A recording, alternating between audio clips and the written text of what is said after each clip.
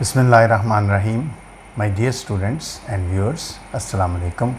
मैं हूं प्रोफेसर नसीर अहमद गाज़ी और आज मैं अपनी वीडियो जो मैंने स्टार्ट की थी चंद कुछ वीक्स पहले, जिसका टाइटल था why students fail in college या इन एग्ज़ाम्स, उसका लेक्चर नंबर 4 यानी उसका पार्ट डी जो है, जो इसका लास्ट पार्ट होगा, मैं उसको लेके हाज़िर हुआ हूँ। ठीक है। और जैसे कि मैंने पहले लेक्चर में भी ये बात आपको कही थी कि स्टूडेंट्स के फ़ेल होने की बेशुमार वजूहात हैं। अगर हम इनको गिनने लगें तो इनको शायद इतनी हो जाएं कि हम शायद इसके ऊपर 10 वीडियोस बना सकते हैं, लेकिन मैंने सिलेक्टिव जो है इसमें से पॉइंट्स लिए थे। ठीक है। और अभी तक हम 13 रीज़न्स जो हैं वो डिस्कस कर चुके हैं अपने पार्ट ए, बी और सी में। आज हमारा है पार्ट डी और जो लास्ट पार्ट होगा, और इसमें हम 14 से लेके 18 तक लास्ट 5 रीज़न्स जो हैं वो डिस्कस करेंगे। ठीक है। इन वीडियोस को बच्चों आखिर तक सुने। जिन स्टूडेंट्स ने अभी तक चैनल को सब्सक्राइब नहीं किया हुआ या जिन व्यूअर्स ने नहीं किया हुआ, वो चैनल को सब्सक्राइब करें, बेल आइकॉन को पुश करें और मेरी जो हर आने वाली वीडियो होती है बच्चों, चूँकि ये एजुकेशनल वीडियोज़ हैं, आपके फ़ायदे की चीज़ें हैं, इनको आप देखा करें। ठीक। चलें हम शुरू करते हैं कि रीज़न क्या। हम देखो ना कर क्या रहे हैं कि रीज़न डिस्कस करते हैं और फिर उसका इलाज, सॉल्यूशन, रेमेडी, कि उसकी रेमेडी क्या है। ठीक है। तो रीज़न नंबर 14 क्या है कि why students fail in exams, उसका रीज़न नंबर 14 क्या है? Poor finance. यानी बहुत इम्पॉर्टेंट रीज़न है ये कि पैसे की कमी, कि कई बच्चे जो हैं गरीब घरों से आते हैं, पुअर फाइनेंस होता है, लैक ऑफ रिसोर्सेज भी इसको आप कह सकते हो, और फैमिली प्रॉब्लम्स भी कह सकते हो। और फैमिली प्रॉब्लम्स में दोनों तरह की प्रॉब्लम्स हैं, फाइनेंशियल प्रॉब्लम्स भी हो सकती हैं और डिसिप्लिन की प्रॉब्लम्स भी जो हो सकती हैं। घरों में जो टेंशन, लड़ाई झगड़ा, घरों में पेरेंट्स के दरमियान तनाव, ये सारी चीज़ें जो हैं वो इसमें मैटर करती हैं। ठीक है। So poor finance, lack of resources, ठीक है, फैमिली प्रॉब्लम्स। ठीक। सो अब सबसे पहली चीज़ है इसका पॉइंट नंबर 1 कि फर्स्ट रीज़न जो है इसका क्या है। फर्स्ट रीज़न है कि one of the reason students fail in schools या exams is due to poor financial status. कहते हैं ये स्कूलों में या कॉलेजों में भी बच्चे जो एग्ज़ाम्स में फ़ेल होते हैं उसकी वजह होती है पुअर फाइनेंशियल स्टेटस। देखो, education at any level requires money. आपको किताबों की ज़रूरत है, आपको नोट्स की ज़रूरत है, आपको एक्स्ट्रा गाइडलाइन की ज़रूरत है, आपको कभी कभी एक्स्ट्रा कोचिंग की ज़रूरत होती है। ठीक है। You need all those gadgets, you need all those books जिससे आप पढ़ाई करने। Now when you are passing through a financial crisis at your home, तो इसका इफ़ेक्ट जो है डायरेक्टली वो आपकी एजुकेशन पे होगा। सो कहता है कि ये उनके फाइनेंशियल स्टेटस जो है ये बहुत मैटर करता है। A poor child always suffers. Rich जो हैं या वेल ऑफ जो हैं, मिडिल क्लास या हाई मिडिल क्लास जो है लोग हैं, वो अफोर्ड कर लेते हैं, वो तमाम गैजेट्स भी ले लेते हैं, बुक्स भी ले लेते हैं, नोट्स भी ले लेते हैं, सब कुछ उनको मिल जाता है। लेकिन जो गरीब बच्चे हैं ख़ास तौर पे उनके लिए ये, और वो बच्चा हो सकता है लायक भी हो इतना, लेकिन चूँकि उसके पास वसाइल नहीं होते, सोर्सेज नहीं होते, नतीजा क्या होता है, वो बेचारा उस तरह प्रिपरेशन नहीं कर सकता, and that can be a reason of his failure. ठीक। सेकंड है, a financially unstable student might not be able to buy the necessary material, जो मैंने अभी आपको कहा, and gadgets that are required for education. कि एक बच्चा जो है जो फाइनेंशियली अनस्टेबल है, गरीब है, गरीब घर में पैदा हुआ है, या उसका वालिद मजदूर है, या वो उसके पास एक्सेस मनी नहीं है, तो कहता है वो ना गैजेट्स खरीद सकता है, ना एजुकेशन मटेरियल खरीद सकता है, और नतीजा क्या होता है कि उसकी वजह से वो फेल होता है, तैयार नहीं कर सकता। फेल इसलिए नहीं होता कि वो नालायक है, शायद वो लायक ही हो, शायद वो मेहनती भी हो, लेकिन मेहनत करने के लिए भी you need material, and when you can't get that material, when you are dependent on others because of that material, इसका बच्चों की नफ्सियात पे भी बड़ा गहरा असर होता है। देखो ना, एक छोटा बच्चा जो है स्कूल गोइंग चाइल्ड, उसको नहीं पता होता गरीब क्या और अमीर क्या है। उसकी रिक्वायरमेंट्स जो हैं वो माँ बाप पूरी करते हैं बाय हुक और बाय क्रुक। ठीक है। लेकिन अगर नहीं कर सकते तो इस तरह के प्रॉब्लम्स जो हैं वो सामने आते हैं, फिर बच्चों की पढ़ाई डिस्टर्ब होती है, और नेचुरली जब पढ़ाई डिस्टर्ब होगी तो उसका अल्टीमेट रिजल्ट एग्ज़ाम है और उसका असर एग्ज़ाम पे पड़ेगा। तीसरा है another problem that may arise from poor finance is that students might have to look for other alternatives to meet their financial needs. यानी बच्चों को फिर कोई मुतबादिल देखना पड़ता है। अब वो मुतबादिल क्या है? वो मुतबादिल है कोई, उनको कई बच्चे कोचिंग करते हैं, जो ग्रोन अप्स होते हैं वो बेचारे अपने स्टडीज़ के लिए, अपने स्टडीज़ के अखराजात को मीट करने के लिए वो बेचारे हो ट्यूशनें पढ़ाते हैं, घरों में जाके पढ़ाते हैं। मैंने बहुत स्टूडेंट देखे ऐसे, मेरे पास एमए में पढ़ने आते थे और फाइनेंसिस चूँकि इतने ज़्यादा होते थे मीट नहीं कर सकते थे, हम जितनी हेल्प कर सकते थे करते थे, लेकिन स्टिल दे हैव टू पे something, they have two by books, they have two by notes, तो वो बेचारे फिर होम ट्यूशन्स करते थे। अब इसका होम ट्यूशन को बुरी चीज़ नहीं है या प्राइवेट कोचिंग को बुरी चीज़ नहीं है, लेकिन इसका नुकसान ये होता था कि दे गेट टायर्ड। वो जब अपनी वो टाइम जो उन्होंने अपनी पढ़ाई को देना है, जब वो दूसरे को पढ़ाने में लगा देंगे तो नतीजा क्या होगा कि वो सफ़र करेंगे। तो ये बहुत बड़ा ये अल्टरनेटिव्स है। कुछ बेचारे फिर दुकानों पे जॉब्स करते हैं, फैक्ट्रियों में जॉब करते हैं, ठीक है, मुख्तलिफ़ चीज़ों पे जॉब करते हैं। ये जॉब करना, ठीक है, एक लिहाज से तो ये आपको स्ट्रॉन्ग भी करता है, लेकिन एक लिहाज से वो टाइम जो आपने अपनी पढ़ाई को देना था, जब वो आप एक दुकान पे या एक फैक्ट्री में या कहीं भी, आप इवन प्राइवेट कोचिंग में, होम ट्यूशन में, जब आप वहाँ जाके दे रहे हो ये time, though it's not a wastage but it is a wastage as far as the studies are concern. तो पढ़ाई के लिए ये चीज़ जो है ये बहुत बड़ा एक फैक्टर है। और रिज़ल्ट क्या होता है, वो बच्चा बेचारा ख्वाहिश रखते हुए भी कोशिश के बावजूद उतना अच्छा परफॉर्म नहीं कर सकता एग्ज़ाम में और कभी कभी फेल हो जाता है। ठीक। चौथी रीज़न है if the circumstances of the house, very important. कहते हैं अगर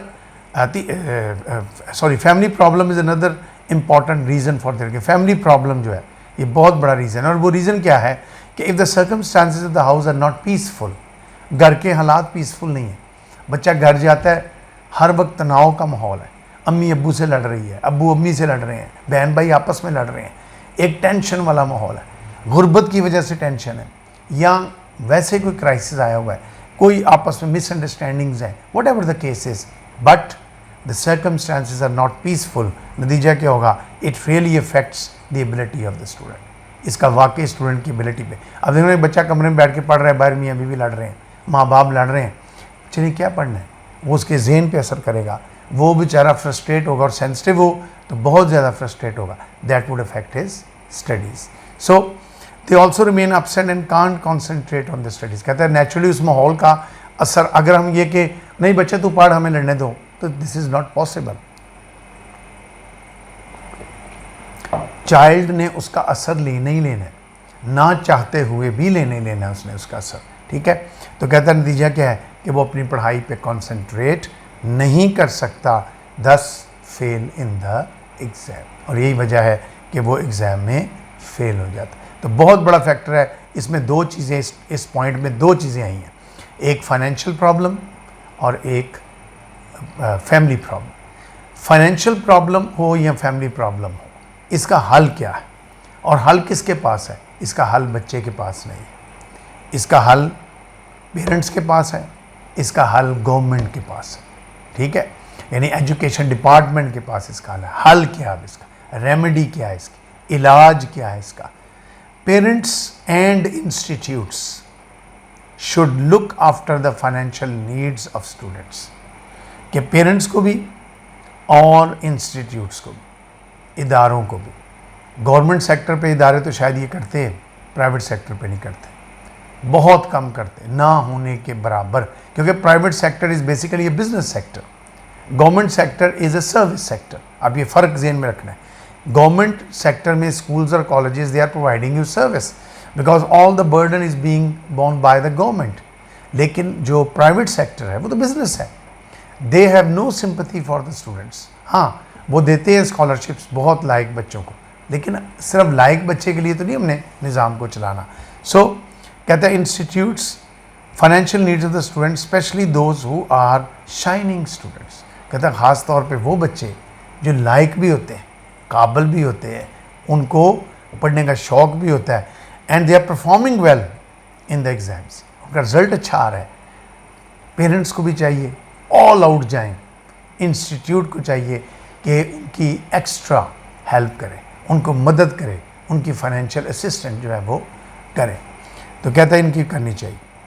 B number 2, scholarship should be arrange for the deserving students, कि स्कॉलरशिप्स होनी चाहिए। गवर्नमेंट सेक्टर में होती हैं, मे बी प्राइवेट सेक्टर में भी हों, लेकिन अगर जहाँ नहीं होती, ये इसका हल है कि बच्चों को स्कॉलरशिप्स दें। अब देखो स्कॉलरशिप्स एक तो मिलती है ब्रिलियंट स्टूडेंट्स को, तो naturally child has to work hard, और कभी कभी स्कॉलरशिप जो है वो ब्रिलियंट ना भी हो, डिज़र्विंग हो, तो उसको देनी चाहिए कि वो बच्चा डिज़र्विंग है तो आप उसको कुछ ना कुछ दें, कोई ना कोई मदद कर दें। जब अपने कॉलेजेस में रेड क्रॉस एक फ़ंड होता है, हम उनमें से बच्चों को, गरीब बच्चों को 5,000 3,000 पर मंथ हम देते हैं।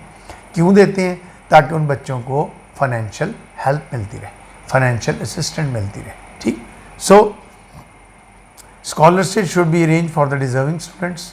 फिर government should take the responsibility of students, government को चाहिए, ये हाल है इसका, responsibility who are financially poor but want to study, कि वो बच्चे जो फाइनेंशियली पुअर हैं लेकिन वो पढ़ना चाहते हैं, यानी वो गरीब हैं लेकिन पढ़ना चाहते हैं, government should go all out. बाहर के मुल्कों में आप देखें ना, हाई स्कूल तक एजुकेशन जो है वो फ्री होती है, उसके बाद जाके बच्चे जाए, तमाम महाराजात स्कूल बेयर करता है, लेकिन वो ठीक है, दे आर रिच कंट्रीज़। हमारे मुल्क में शायद इतना ना हो सके, लेकिन मैं तो अभी भी समझता हूँ गवर्नमेंट सेक्टर पे जितनी फैसिलिटीज़ हम बच्चों को दे रहे हैं, जैसे हम मतलब BS करा रहे हैं, BS की फ़ीस पर सेमेस्टर बच्चे की 4 से 5 हज़ार रुपये बनती है, यानी 5 हज़ार रुपया पर सेमेस्टर बच्चे की। प्राइवेट सेक्टर में चला जाए तो शायद 1 लाख रुपया हो पर सेमेस्टर, तो गवर्नमेंट सेक्टर तो ऑलरेडी बड़ी हेल्प कर रहा है। ठीक है, यही इसका हल है कि गवर्नमेंट सेक्टर को और ज़्यादा मदद करनी चाहिए, पेरेंट्स को टीचर्स के साथ मिलके हेल्प करनी चाहिए, ऐसे डोनर्स होने चाहिए। ठीक है, सोशल सर्कल में इंडस्ट्रियलिस्ट दूसरे जो बच्चों के लिए स्पेशल जो है वो पैकेजेस दें बच्चों को, जो बच्चे डिज़र्व करते हैं, and students who are good, they want to work. एक है बच्चा है ही नालायक पांडा, पढ़ना ही नहीं चाहता, शौक ही नहीं पढ़ने का, और उस पर आप पैसे भी खर्च कर रहे हैं, नो, उसको काम पे लगाओ, लेकिन जो पढ़ना चाहता है उसको करें। नतीजा क्या होगा? रिज़ल्ट खुद बहुत अच्छा आ जाए। नहीं करेंगे ये बच्चे सफ़र करेंगे, एग्ज़ाम में फेल हो जाएंगे। उसके बाद आता है चौथी चीज़ कि parents should be very conscious. ये है वो दूसरा एस्पेक्ट कि parents should be very conscious about the peaceful atmosphere of the house.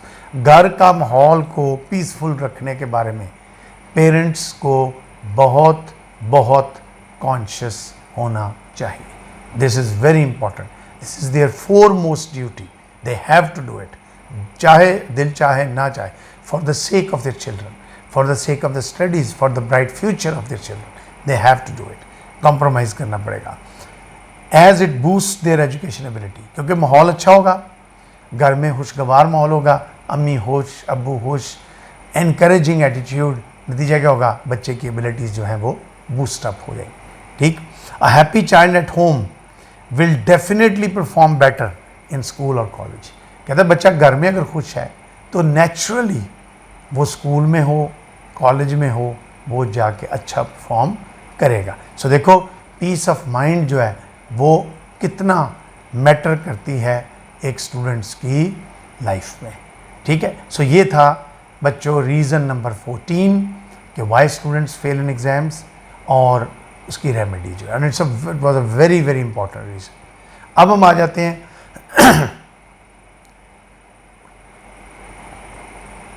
Reason number 15 पे, अनदर वेरी इंपॉर्टेंट रीज़न।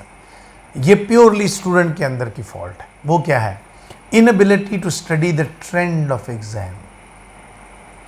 बच्चे जो हैं तैयारी तो करते हैं, पढ़ते तो हैं, एग्ज़ाम के ट्रेंड्स को नहीं समझते।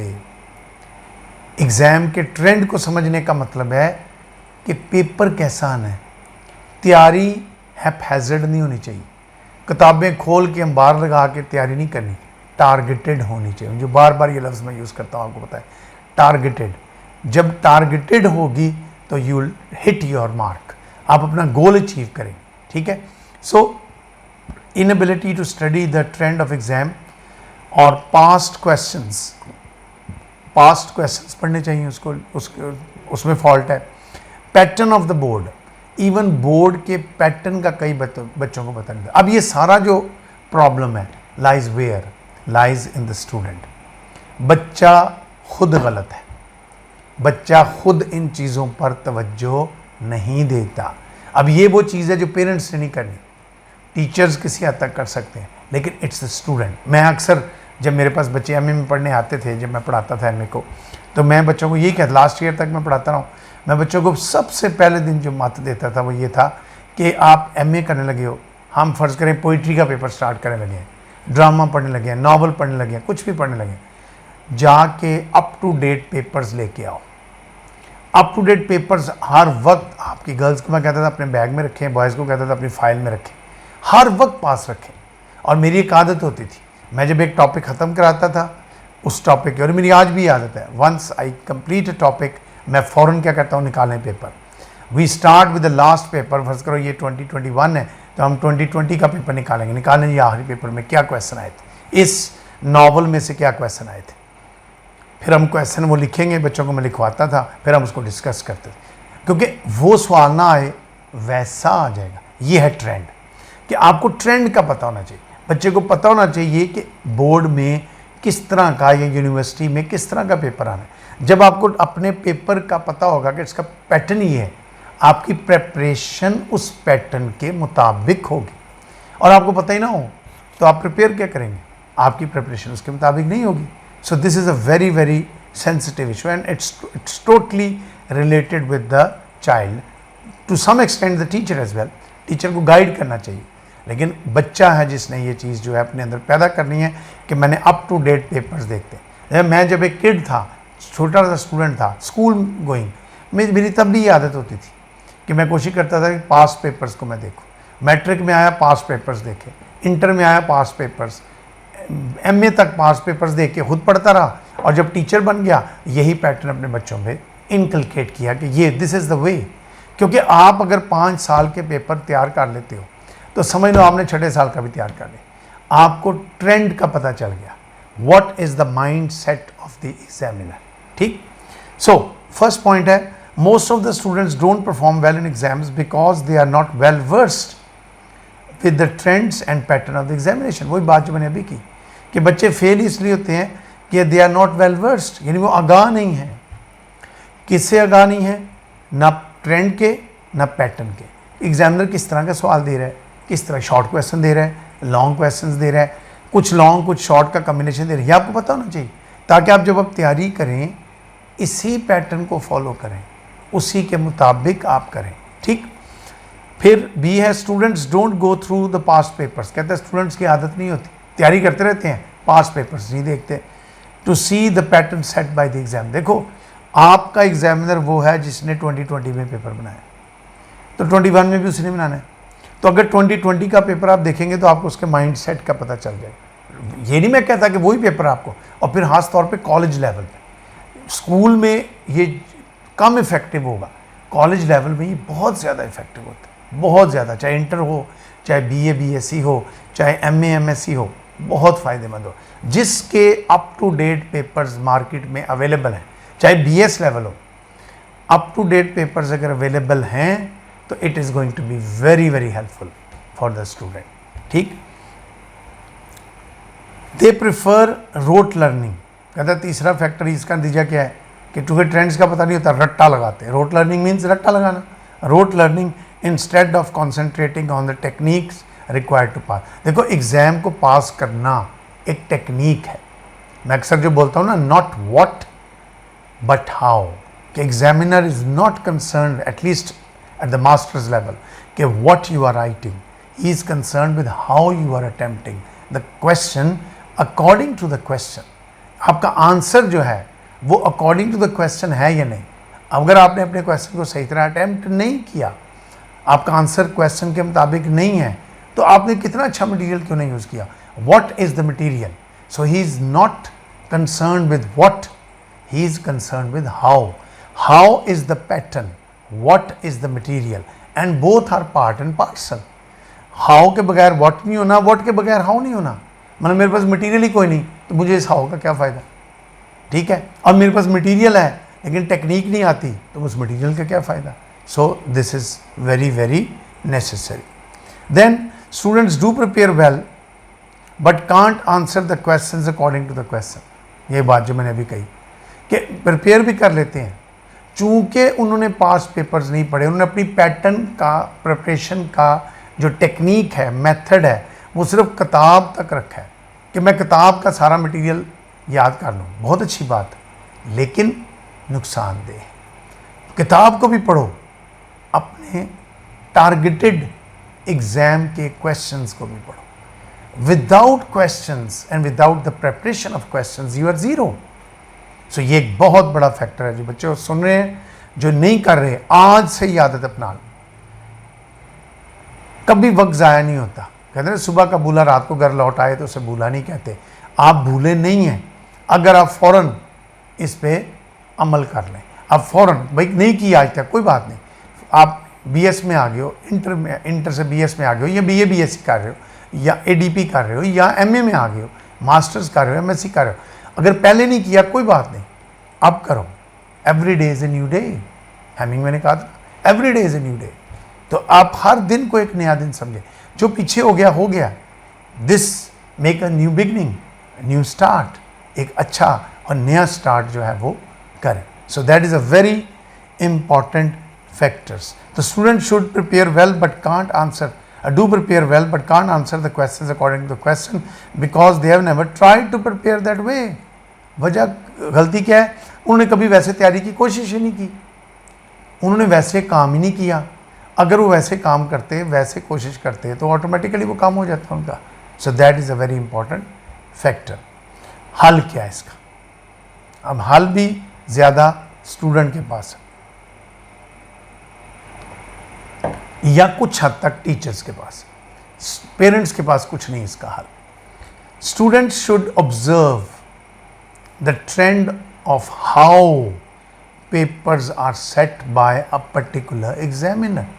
मतलब मिसाल के तौर पे एमए में पोइट्री का पेपर होता है, ड्रामे का होता है, नावल का होता है, प्रोज का होता है, अमेरिकन लिटरेचर का होता है। पार्ट 1 में यही 5 पेपर लेने, 5 paper, 5 different examiners, 5 different mind set. So हल क्या है कि माइंड सेट को देखें। किस तरह देखें? Specially by consulting the past paper. आपका कोई हाल नहीं, आप एग्जामिनर को मिलने तो नहीं जा सकते कि हाँ जी आपका माइंड सेट क्या है। His mind set is written in the paper, the way he asks you the questions, there is the mind set. आपने उधर देखना है कि ये माइंड सेट है उसका, उस माइंड सेट को आपने फॉलो करना है। ठीक। सो students should observe the trend of how the papers are set by a particular examiner, especially by consulting the past papers। दूसरा इसका हल क्या है? This will help you to know what is expected by him। क्या मतलब, क्या तो कर सकते हैं। मैंने आपको कहा ना 5 पेपर अगर आप तैयार कर लें, छठा आपका खुद तैयार हो जाता है। आप एक्सपेक्ट कर सकते हो कि ये इसने ये पूछा है, इसी तरह की मिलती जुलती चीज़ वो पूछेगा। अब आप क्या होगा उसका फ़ायदा, आप जब प्रिपेयर करेंगे आपकी प्रेपरेशन टारगेटेड होगी, आपको अब पेपर में जाते हुए डरेंगे नहीं। ठीक है, एक नर्वसनेस तो नेचुरल होती है, हर एक को होती है, मैं भी दूँ, मुझे भी होगी, लेकिन जब आप वहाँ जाएंगे और पेपर देंगे आपको पता चल जाएगा कि ये पेपर जो है इस तरह का पेपर आ सकता है। अब जब पेपर सामने आता है और वो वाकई उस तरह का हो तो आप सोचें फिर आपकी बॉडी लैंग्वेज, आपकी कितना बूस्ट अप मिलेगा आपको। आप समझेंगे लो मेरी तो तैयारी इसके मुताबिक ही थी। सो दैट्स वेरी इंपॉर्टेंट, ये इसका हल है।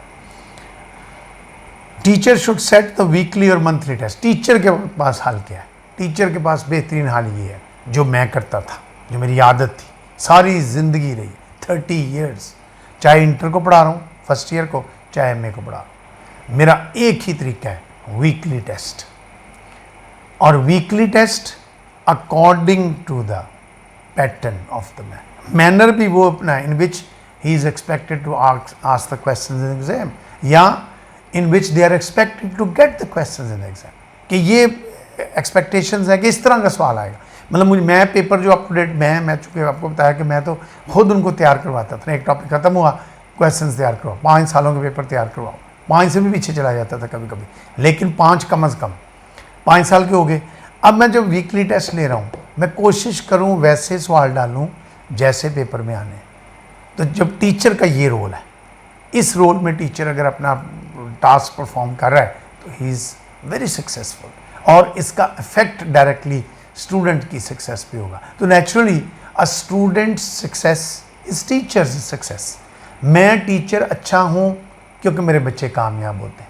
I am good for my students, not for my self. खुद मैं चाहे कितना मर्जी अच्छा हूँ किस काम का, अगर इसका असर मेरे बच्चों पे या मेरे स्टूडेंट्स पे नहीं हो रहा। आउटपुट वो है जो मैंने देनी है, मैं उनको नॉलेज दे रहा हूँ, मैं उनको टेक्निक सिखा रहा हूँ, आउटपुट उन्होंने निकाल के देना है, रिजल्ट उन्होंने देना है। सो देखो ना, हमारी ACR लिखी जाती है, उसमें रिजल्ट लिखा जाता है। ठीक, सो ये बहुत इंपॉर्टेंट पॉइंट नंबर 15 जो है, ये बहुत इंपॉर्टेंट पॉइंट है related with the failure of exams. अगर हम इसको टेक्निकली हैंडल कर लें, और इसमें स्टूडेंट का रोल ज़्यादा है, टीचर का रोल कम है। ठीक, अच्छा जी, इसके बाद हम आ जाते हैं कि रीज़न नंबर 16।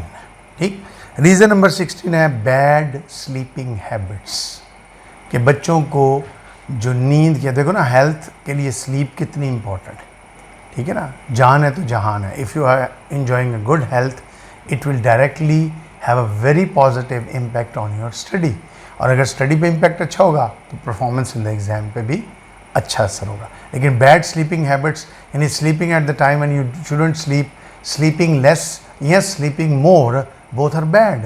2 घंटे अगर आप सोते हैं ये भी खतरनाक है, और अगर आप 12 घंटे सोए रहते हैं ये भी खतरनाक है। ये दोनों चीज़ें जो हैं वो खतरनाक। सो बैड स्लीपिंग हैबिट्स, ये this is another reason why students fail in the exam. इसकी वजूहत क्या है? पहली वजह ये है, a study has shown that a good hour of sleep helps to relax the brain and make the brain active. कहते हैं एक स्टडी ने बताया कि अगर 1 घंटा बंदा पुरसुकून नींद सोए, 1 घंटा पुरसुकून नींद सोए, तो कहता है उसका क्या होगा, उसका ब्रेन रिलैक्स रहेगा और ज़्यादा एक्टिव होगा। आप देखो ना, जब आप उठते हैं तो आप रिफ़्रेश हो जाते हैं। इसलिए मैं अक्सर बच्चों को पढ़ाते हुए भी कहता था कि जब आप दिन के वक्त भी लंबी तैयारी कर रहे हैं, प्रिपरेशन कर रहे हैं, एग्ज़ाम सर पे आ गए हैं, CSS के हों, PCS के हों, बच्चे MA के बच्चे हों, इंटर के बच्चे हों, BA के बच्चे हों, तैयारी कर रहे हैं, पॉज दें। और वो पॉज दे के ये ना कि TV देखने बैठ जाए, नो, आप 4 घंटे लगातार पढ़ें, 5 घंटे लगातार पढ़ें, और उसके बाद फिर छोड़ दें, और उसके बाद फिर जाके 1 घंटा सो जाए। जब आप सो के उठेंगे ना, यू विल फील रिफ्रेश्ड। आपको ऐसे लगेगा जैसे ट्यूनिंग हो गई ब्रेन की, ब्रेन एक्टिव हो गया। ठीक, सो जो नहीं ऐसा करते नेचुरली वो सफ़र करते हैं। If you spend the whole night reading, you might end up sleeping in the examination hall. ये बहुत बुरी आदत है स्टूडेंट, है आज भी है। मेरे अपने स्टूडेंट्स में ये हैबिट होती थी, बहुत समझाता था, सुबह एग्ज़ाम है, सारी रात पढ़ रहे हैं बैठ के डर के मारे, भाई आखिरी दिन क्या हो जाना है, जिसने पहले नहीं पढ़ा उसने आखिरी दिन में कौन से किला फतह कर लेना है। बात ये है, सारा साल पढ़ो, पेपरों से पहले पूरा हफ्ता पढ़ो, पूरा महीना पढ़ो, पेपर वाली रात पढ़ो ज़रूर, बेशक रात को 12 बजे सो जाओ। फ़र्ज़ करो सुबह 9 बजे पेपर है, ठीक है, आपने सुबह 6 बजे उठना है, तो आप कम से कम रात के 12 बजे सो जाएं, और 6 बजे तक 6 घंटे की अपनी नींद ज़रूर पूरी करें। वरना अगर आप सारी रात जागते रहेंगे, सुबह सहरी तक पढ़ते रहेंगे और फिर सोएंगे, नतीजा क्या होगा, आप पेपर में भी सोए रहेंगे, आपको नींद आएगी, आप फ्रेश नहीं होंगे। ठीक है, क्योंकि ये वो देखो, एक है दिन के टाइम पे सोना, वो है एडिशनल सोना, रेस्ट करना, ब्रेन को रिलैक्स करना, वो और चीज़ है। एक है रात की नींद, दैट इज़ कंपल्सरी, वो लाजमी जुज़ है। आपने रात को सोना है, अपने 6 घंटे से लेके 8 घंटे की नींद पूरी करनी और वो बहुत ज़रूरी है आपके लिए। ठीक, so 8 hour sleep is very essential for the body and brain and a student should be very conscious about it. कहता है स्टूडेंट को इसके बारे में बहुत कॉन्शियस होना चाहिए, यानी बहुत ज़्यादा इसके बारे में कि भाई कम से कम 6 से 8 घंटे सोने। अगर फर्ज करो रात को 6 घंटे सोता है तो दिन के वक्त फिर दोपहर के वक्त बेशक 2 घंटे सो जाए, ताकि 8 घंटे अपनी नींद पूरी कर लें। नींद पूरी करेंगे, देखो ना 24 घंटे अल्लाह ने तीसरा हिस्सा रखा ही नींद के लिए कि आप तीसरा हिस्सा अपनी नींद पूरी करें, ताकि 16 घंटे बॉडी काम करे 8 घंटे बॉडी रेस्ट करे। अगर ये फार्मूला हम अपनी लाइफ में अपनाते हैं तो दैट वुड, और स्टूडेंट अगर अपनाता है वेरी गुड, इसकी एबिलिटीज़ भी शार्पन रहेंगी, माइंड रिफ्रेश रहेगा, एग्जामिनेशन हॉल में जाके वो फ्रेश लिखेगा, डरेगा नहीं, घबराएगा नहीं, परेशान नहीं होगा। ठीक, अगर आपने ज़रूर सुबह उठ के पढ़ना है तो उसका ये तरीका है, रात को 10 बजे सो जाओ, सुबह 4 बजे का अलार्म लगा लो, 6 घंटे नींद पूरी करो, 4 बजे उठ जाओ, उठ के पढ़ना शुरू कर दो।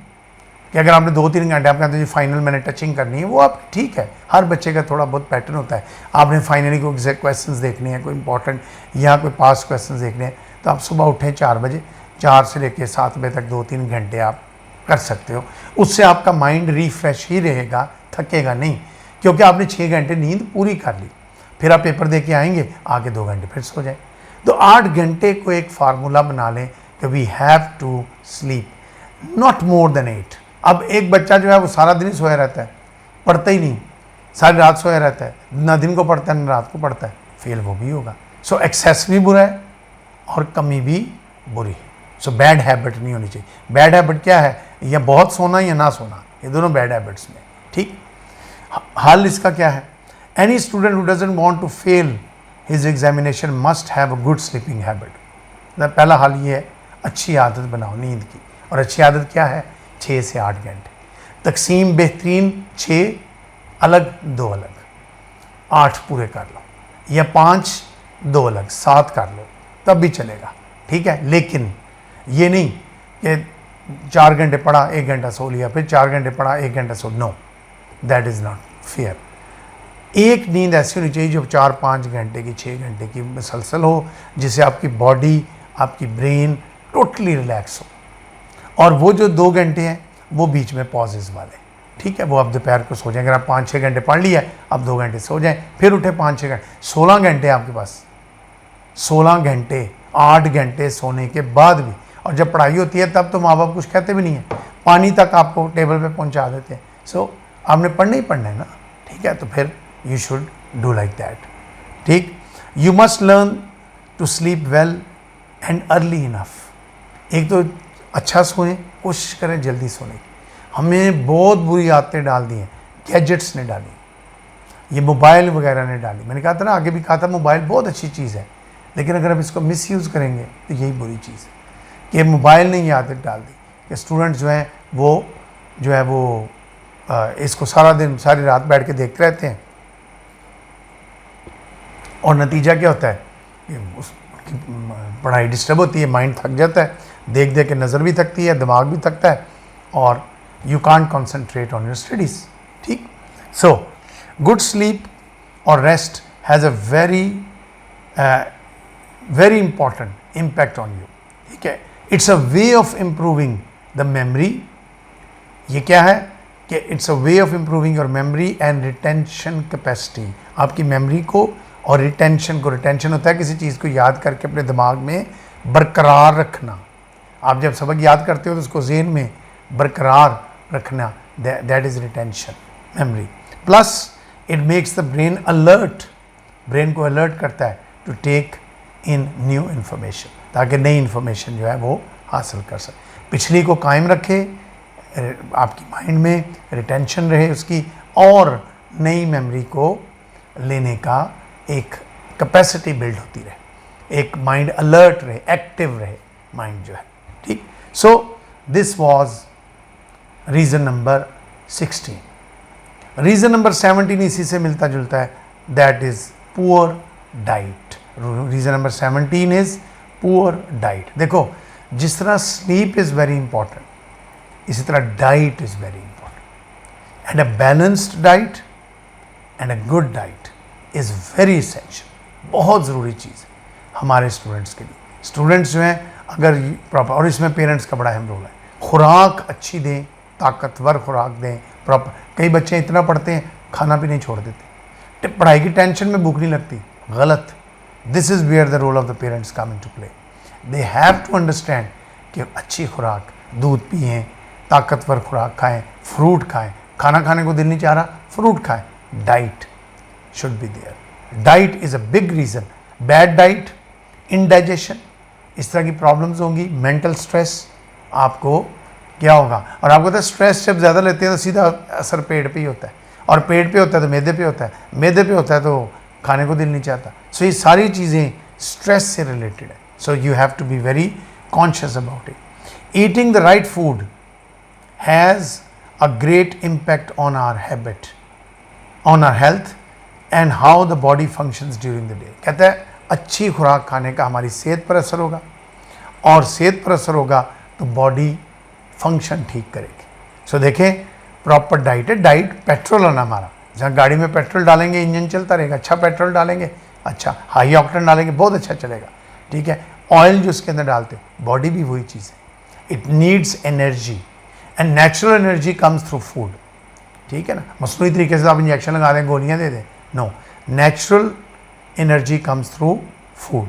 सो it also helps to boost the proper functioning of the brain. कहता है ब्रेन की प्रॉपर फंक्शनिंग को बूस्ट करता है। आप अच्छा खाना आपकी ब्रेन को फ्रेश रखता है, क्योंकि आपको नेचुरली डाइट जाएगी, वो सारे ऑर्गन्स को फीड करेगी और वो बूस्ट अप हो जाएगी। Most students don't eat the right food. अक्सर बच्चे सही खाना नहीं खाते, या थोड़ा खाते हैं, या बहुत ज़्यादा खाते हैं, जंक फूड्स खा लेते हैं, ठीक। नतीजा क्या होगा, and when they do they eat it at the wrong time. और फिर जब वो करते हैं ऐसा, वो गलत वक्त पे खाते हैं। गलत वक्त पे खाना, खाने का भी एक बैलेंस होना चाहिए, एक डिसिप्लिन होना चाहिए। नाश्ते के वक्त नाश्ता करो, लंच के वक्त लंच करो, डिनर के वक्त डिनर करो, एक प्रॉपर तरीका होना चाहिए। अब एक बच्चा अगर पढ़ रहा है, 6 घंटे नींद पूरी करके सो के उठा है, सबसे पहले नाश्ता करे ताकि मैं एक ताकत अंदर जाए। 6 घंटे से वो फास्टिंग में है, अपना ब्रेकफास्ट करे। ब्रेकफास्ट का मतलब है फास्ट को ब्रेक करें, और वो खाना जब खाएगा तो उसकी ताकत आएगी ज़ेन को। और फिर ओवर ईटिंग ना करें, ओवर ईटिंग से नींद आती है। आप पेट भर के खा रहे हैं और नींद आएगी, क्यों? नबी पाक सल्लल्लाहु अलैहि वसल्लम ने कहा कि भूख रख के खाएं। यानी क्या मतलब है कि भूख जितनी है उससे कम खाएं, जितना कम खाएंगे उतनी सेहत अच्छी रहेगी, ठीक। सो a poor diet will affect the way a student is able to function academically and physically। कहता है पुअर डाइट का आपकी एकेडमिक स्टडीज़, आपकी पढ़ाई पे भी असर होगा, आपकी बॉडी पे भी असर होगा। सो ये बहुत इंपॉर्टेंट पॉइंट है, उतना इंपॉर्टेंट नहीं है जितने बाकी थे, लेकिन still a good diet is very necessary for your survival, for your brain to be active, and when the brain is active you will work hard. और आप पेपर देने जाएंगे, हाँ पेपर वाले दिन कभी खाली पेट ना जाए। कई बच्चे पेपर वाले दिन कुछ भी नहीं खाते, कुछ नहीं दिल चाह रहा, चाय का कप एक पी के, ठीक है, कहना टे मेक्स द पॉलिटिशियंस वाइज, यानी टी। सो आप चाय का कप पिए, साथ बेशक एक स्लाइस खा लें, 2 बिस्किट खा लें, लेकिन खाली पेट नहीं जाना, क्योंकि that will create tension. Tension से वॉमिटिंग भी हो सकती है, कुछ भी हो सकती है। सो रिलैक्स है, और पेट भर के भी नहीं जाना, हैवी खाना खा के नहीं जाना कि पराठे खा के जा रहे हैं, no, that is also wrong, ठीक। So balance. इलाज क्या है इसका? Eat the right food needed to help the brain and body function properly. कहता है राइट फूड खाएं।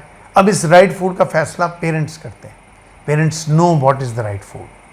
हर वो खुराक जो बच्चों की सेहत के लिए, ख़ास तौर पर दिमाग के लिए अच्छी है, वो उनको खिलाएं। सेहतमंद खुराक खिलाएं, जंक फूड ना खिलाएं। हमारे माँ बाप जंक फूड पे बच्चों को लगाया हुआ है। माँ बाप खुद शॉर्टकट्स में है। बच्चे कहते आज हमने पिज़्ज़ा खाना है, ठीक है जी मंगवाओ जी, आज हमने ये खाना है मंगवाओ जी। That is wrong, that is rubbish, ठीक। So eat the right food needed to help the brain and body function properly. Eat at the right time too. कहता है सही वक्त पे खाएं, ये भी बड़ी इंपॉर्टेंट है। सही खाएं, सेहतमंद खुराक खाएं, नरिश्ड फूड खाएं, और एट द राइट टाइम खाएं। ये नहीं कि आधी रात को उठ के खा रहे हैं, ठीक है, थोड़ा बहुत आप टेस्ट कर सकते हैं, व्हेन यू फीलिंग कि मेरा कुछ खाने को दिल चाह रहा है, थोड़ा बहुत आप टेस्ट कर सकते हैं, लेकिन don't make it a habit. Habit बनाओगे नुकसान उठाओ, ठीक। Parents should be very particular about the diet of the children. बच्चे, माँ बाप का बड़ा रोल है।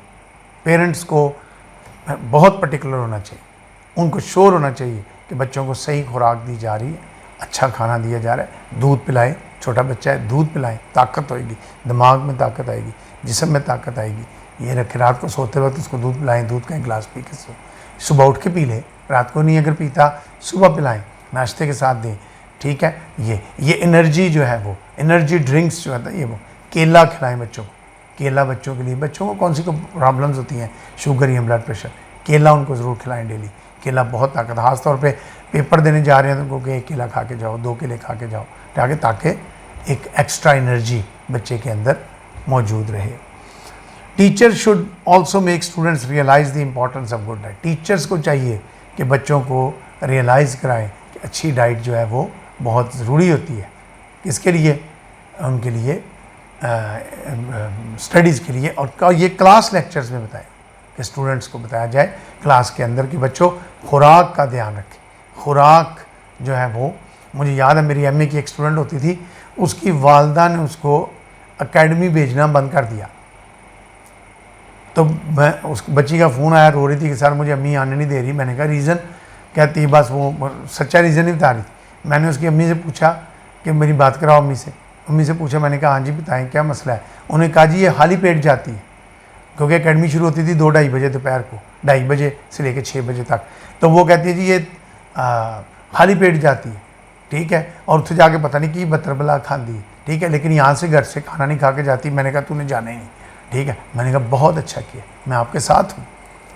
मैंने फिर बच्ची को डांटा, मैंने कहा तुमने कल से अगर तुम्हारी अम्मी कहती है फ्रूट खाना खाओ, साथ फ्रूट खाओ ना, नहीं खाना फ्रूट खाया जा रहा, फ्रूट को बैग में रख लो, एकेडमी आके खा लेना, लेकिन do as your mother says, she is not your enemy. वो देखो ना, उसने तुम्हें इसलिए नहीं तुम्हें उठाया कि तुमको गलत काम कर रही हो, तुम खुराक सही नहीं ले रही, समझ गई बच्ची। उसके बाद उसकी कोई कंप्लेन नहीं आई, मदर हैप्पी, चाइल्ड हैप्पी, दोनों खुश थे, क्योंकि माँ चाहती थी मेरी बच्ची सेहतमंद रहे, पढ़ के बीमार ना हो जाए। मास्टर स्टडीज़ है, बहुत पढ़ना पड़ता है, ठीक। So this was reason number 17 and it's remedy. अब हम आ जाते हैं लास्ट रीज़न पर, और लास्ट रीज़न भी बहुत इम्पॉर्टेंट रीज़न है, प्योरली रिलेटेड है स्टूडेंट के साथ, बच्चों की माइंड सेट के साथ, और वो क्या है? Relying on others. एग्ज़ाम्स में जो मैल प्रैक्टिसेस होती, दूसरों पे डिपेंड करना, यार तू मुझे पास करवा दे, तू मुझे बता देना, खुद तैयारी नहीं करनी, पर्चियों पे काम चलाना है, पर्चियाँ लिख के लेके जानी है, पेपर में दोस्तों के इशारों से तरले डालने, ठीक है, नकल करनी है, मैल प्रैक्टिसेस। ये सारी इसलिए होती हैं, बच्चे ने खुद मेहनत की है उसका, तो जिस बच्चे ने मेहनत की होती है याद रखें, उसको पेपर में सर उठाने का टाइम नहीं मिलता। लेकिन जो बच्चा पढ़ के नहीं जाएगा वो कभी दाएं देखेगा कभी बाएं देखे, क्या करें, क्योंकि उसकी अपनी तो प्रिपरेशन नहीं है। So he has to be very dependent on others, which is wrong. So कहते हैं students are often found relying on others in the examination hall. अक्सर देखा है, सारे नहीं, कुछ बच्चे, नलायक बच्चे जो मेहनती नहीं है, जिन्होंने जान नहीं मारी, जिन्होंने हिम्मत नहीं की, कहता है वो बच्चे दूसरों पर डिपेंड कर रहे होते हैं। This leads to some malpractices such a cheating in the exam. कहता है ये चीज़ जो है, इसका नतीजा क्या होगा, जब आप दूसरों पर रिलाई करेंगे तो ये मैल प्रैक्टिसेस को जन्म देगा, जिसमें चीटिंग आ जाती है, सबसे बड़ी और very bad habit. Cheating is a very आपकी ईगो इतनी हर्ट होती है, आपको खुद नहीं पता। आपको अल्लाह ने क्या बनाया, अशरफुल मखलूक़ात, man is not made for defeat, और आप क्या बन जाते हैं, ठीक। सो आप अपने आप को ज़हन में रखें कि आई एम सेल्फ डिपेंडेंट, और चीटिंग सेल्फ डिपेंडेंस से नहीं आती, ठीक। चीटिंग से अल्लाह भी नाराज़, आपका ज़मीर भी नाराज़। और चीटिंग किसकी कर रहे हैं? जिसकी चीटिंग कर रहे हो सकता है वो आपसे भी ज़्यादा नालायक हो। सो सेल्फ डिपेंडेंस होनी चाहिए आपके अंदर। Other such means are also adopted by students. फिर ऐसे मीन्स, गलत मीन्स, एग्जाम टीचर्स को ब्राइब करेंगे, टीचर्स को कहेंगे पेपर गलत हुआ है, टीचर्स के पीछे पीछे जाएंगे। अगर सेमेस्टर सिस्टम है, टीचर्स को मुझे पास कर दें, पैसे ले लें, ये कर लें, वो कर, ब्राइब करते हैं उनको। Such as approaching the examiner और relying on the teacher to provide them the answer. या टीचर पर रिलाई कर रहे हैं, एग्जामिनर को अप्रोच कर रहे हैं कि मुझे सवालों के जवाब बता दें।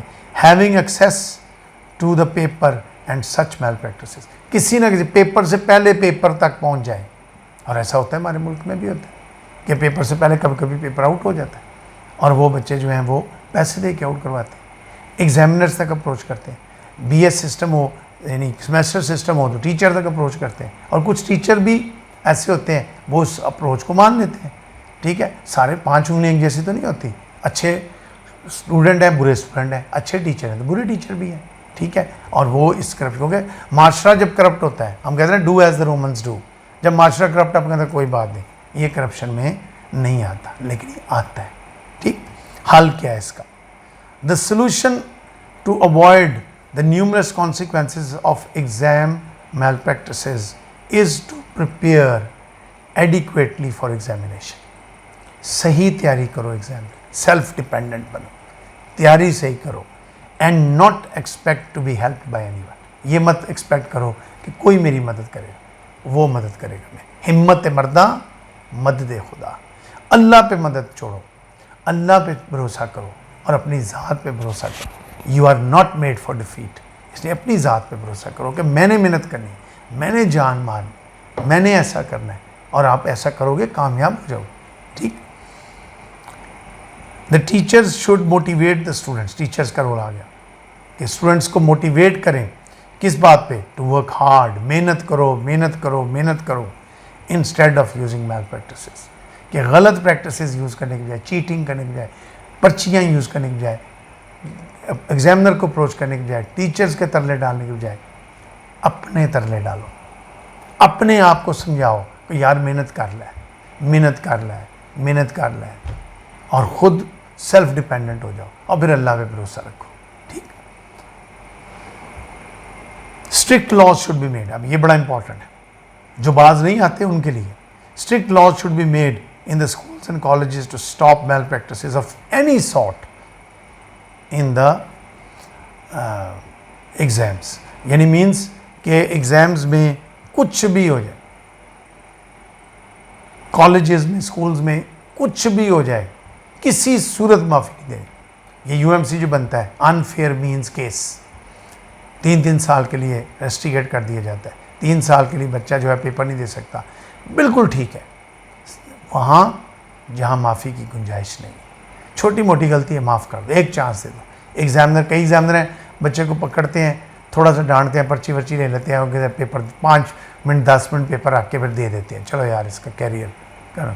लेकिन if it becomes a habit don't spare it, be very strict. स्कूलों में अगर हम ये और कॉलेजों में ये आदत अपना लें कि हमने बच्चों को माफ़ नहीं करना इस हरकत की वजह से, तो फिर आप देखिएगा एग्ज़ाम में इसका इफ़ेक्ट पॉजिटिव होगा। आप जब स्कूलों में अलाउ कर देते हो ना, स्कूलों में कब टीचर अलाउ करते हैं? जब टीचर बैठा हुआ है, परवाह कोई नहीं, पीछे स्टूडेंट क्या करें, किताबें खोली हुई हैं। जो बच्चे को आपने स्कूल में आदत डाल दी, कॉलेज में आदत डाल दी किताब खोलने की, नतीजा क्या होगा? वहाँ भी जाके खोलेगा। So stop them, strict laws should be made for this. ठीक, ये था बच्चों इसका रीज़न नंबर 18 जो लास्ट रीज़न था, और इसके साथ ही ये बहुत important topic why students fail in exams आज ख़त्म हुआ। 4 वीडियोस आपने देखा, मैंने इसकी बनाई, और तकरीबन 50 मिनट, यानी समझो 4 घंटे का ये लेक्चर था, और ये बहुत इम्पॉर्टेंट पॉइंट्स बच्चों। ये वो चीज़ें हैं, this is not entertainment, I know ये इनको सुनना भी तकलीफ़ दे अमल है, लेकिन बहुत फ़ायदेमंद अमल है। मुझे पूरा यकीन है, पूरी उम्मीद है कि सारे बच्चे बड़ी तवज्जो के साथ, जिन्होंने ख़ास तौर पे मेरे चैनल को सब्सक्राइब किया हुआ है, वो इन वीडियोस को ज़रूर देखेंगे, चारों के चारों वीडियोस को, और चाहे वो किसी भी लेवल पे, मैट्रिक से लेके कम से कम MA तक किसी भी लेवल पे होंगे, वो बहुत सी चीज़ें सीख सकते हैं इसमें से। ठीक है, मैंने जितनी कोशिश करनी थी मैंने वो कर दी, आगे डिपेंड आप पे करता है आप इससे कितना फ़ायदा उठाते हैं। ठीक, अल्लाह ताला आपका हामी नासिर हो। खुदा हाफिज़।